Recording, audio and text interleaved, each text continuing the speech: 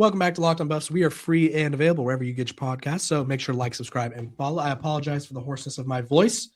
I lost the battle to the New York City winter, right? We all do. It felt like negative 15 degrees, and your California boy was trying his best out there. And let's just say I semi-succeeded, right? New York was, in fact, ready for me. I can tell you that. Jay, Colorado has yet to announce a defensive line coach. Now, does that mean they don't have one? No, because Coach Prime never likes to announce his coaching staff. That being said, we don't know who it is just yet. So if you were jotting down a list of like 3 qualities in a coach, what would you jot down? You want someone that's really good at development. You want some with some good recruiting ties to the territory you need to go to. So probably a lot of Southern guys. You're in Colorado, so getting some West Coast guys and all the way down to the Southeast. You want to get some of those bigger players that live, breathe, especially in the larger states. You want some California. You want some Texas. You want some Florida. If you could just pry somebody away, get some Georgia, maybe a little Alabama, right? You want to make sure you can at least recruit those areas heavily. You also want someone that does a really good job of recruiting in state. You wanted someone that's going to have ties to the state as well of Colorado, because it's going to be critical in order to, you really need to harvest your local talent. That's the one thing I think that Colorado and Coach Prime embrace the most is in-state talent. Get those in-state dudes to stay in Colorado. That's the state school, the flagship school should be able to win over the local talent. So that's another component you want. And you probably do want to continue the trend of NFL experience. You want a guy that's played in the league before, understands the things that you need to do to get to that point, and lean in on that when you're training and teaching these players. And so that's where a lot of the challenges come in, because it's really hard to find people with all of those traits. But there's a lot more than people, realize, especially if you go look at some of the schools. Maybe you go find someone that's like an analyst at one of the SEC schools, or someone an analyst at the Big Ten school. You go ties of someone that you played with in the NFL that's looking to get into coaching. It never hurts to have someone leverage as a stepstone to be able to get there. But those recruiting ties are going to be critical going forward for what Colorado wants to do in the future. Yeah, I have one name that I'm going to throw out here just because I think it's a really fun one. Ed Orgeron. I think that would be actually very good pickup. Yeah, I feel like he would bring a lot of things to the table that Colorado currently doesn't have. Yeah. That's that sort of experience. He has that championship pedigree. He has that name recognition. And I think he has a new respect for coaching, if I'm being quite honest. He won that championship at LSU and sort of acted like he was done coaching. And I think he took his foot off the gas pedal a little bit. And obviously you mingle with the co-eds a little too much and you get yourself in trouble. And all of a sudden you find yourself sort of begging for a job. And so I think Ed Orgeron would be an interesting name. I think he's a guy that, like you mentioned, savvy recruiter with connections everywhere, right? Has been at USC, has been in the South at Ole Miss, LSU. And he's been everywhere. It's just a matter of, can you get him to buy in? And I think based on how he was talking when the coaching carousel was in full swing, I think he has a new respect for coaching, because I feel like he saw how quickly it could go away from him. And so it's hard to sort of just throw these names out, because the coaching carousel for the most part is done, right? A lot of programs have found their guys at a lot of things. So the analyst role, like you said, is the best spot, right? Because those are the guys who are on the outside looking in of a position coaching experience, which is more money for them, more exposure, and an opportunity to be in charge of a position, which a lot of these guys want to be head coaches. So that's one step closer to doing that. So if I was putting together a checklist, recruiting would be number one priority. Actually, development would be my number one priority, because with the way the portal goes, the development's more critical. I agree.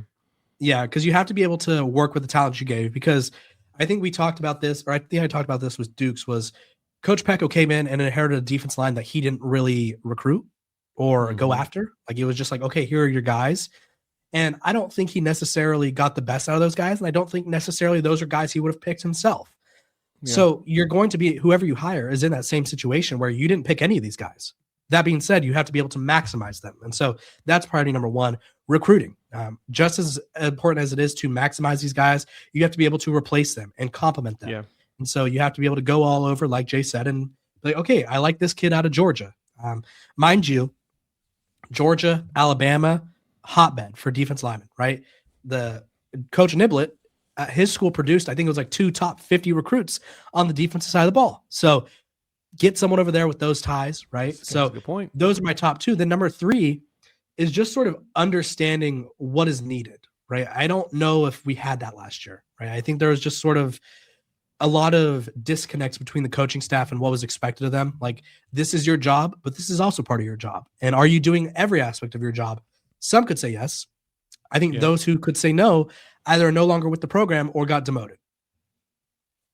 Yeah, I know, and that's a very good point because that's why I like the Coach O option. He's done all of it. He's worked West Coast. He's recruited West Coast. He's recruited the South. He played at Miami, so he knows all the way, coast to coast as far as players goes. And the other thing to keep in mind is right now NFL teams are establishing their coaching staffs, right? Like Clint Kubiak just took the job with the Raiders, and like half of that staff did not get retained. Some other teams are also doing the same. You're seeing coaches being pulled from college into the NFL right now, and so you're seeing some of that movement. So because that movement is going on, there's coaches out there that are looking for jobs and opportunities to continue to do what they did. Defensive minded guys, defensive coaches that can be available that, Colorado could definitely put their name in the hat for. But that Coach Owen is a very intriguing one just because we know he has recruiting ties. We've seen him coach on national championship teams. Heck, one of his teams won the national championship as a head coach. So he understands everything that needs to be done to get those wins or whatnot. But like you said, the biggest thing is seeing if he's ready to buy in to going back to the role of coaching and the grind of it, and which I think he's about at that point. He's been out for enough where I think he's ready to get back into it. But I do like that you pointed out development being critical, because that's the one thing I look at when it comes to coaches nowadays, specifically because the way the portal goes, you bring in a lot of dudes that have had experience. I mean, Kurt Signetti mentioned it over there in Indiana. He looks for guys with production.